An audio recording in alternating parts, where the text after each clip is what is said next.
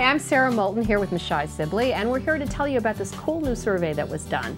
It was conducted by Cooking Matters and funded by the ConAgra Foods Foundation, and they interviewed 1,500 families to find out how they were cooking and shopping. And what they found was that 8 in 10 lower income families actually are cooking at home 5 nights a week. That's right. Which is terrific. But the problem is they're having a hard time making healthy choices for every night of the week, because there's a few issues, and one of them is just plain shopping.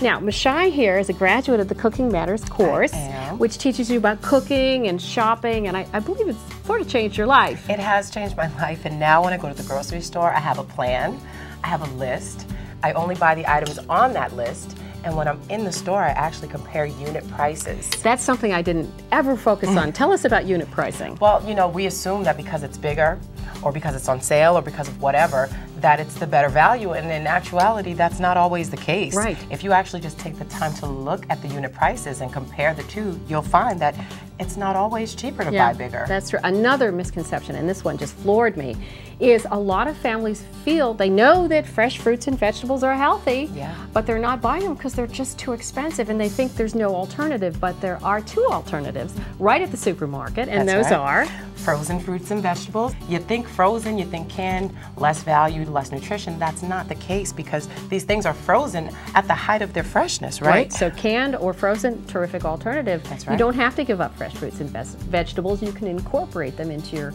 every night meals. Now, we're going to take them through the famous turkey taco recipe. Let's do it. Okay, there's so many things we can tell you. First of all, we started with a pound of ground turkey. We're going to feed 8 people, right? We are. But this is a really tasty recipe.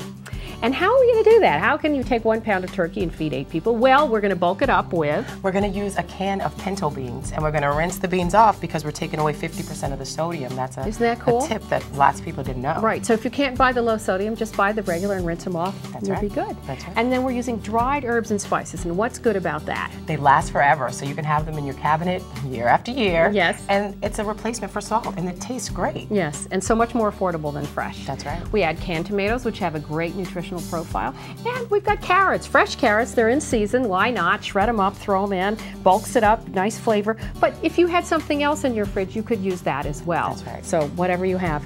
We're going to use shredded cheddar cheese to finish it off, which also bulks it up. I thought that shredded was always going to be more expensive because the supermarket did it, but we found out today that actually today it's cheaper. We looked at that unit price. That's right. Finally, usually we serve this with lettuce, but lettuce is not in season. Buy fruits and vegetables in season, the fresh ones if you're going to. And we have cabbage that was very affordable. And you know what? Great crunch, very healthy. Why not? That's right. So you can find all of these tips and tricks and many recipes, including the tacos. By the way, 290 calories for 1 portion. Only took 15 minutes to make, serves 8 people. You can find all of these at strength.org/dinnertime.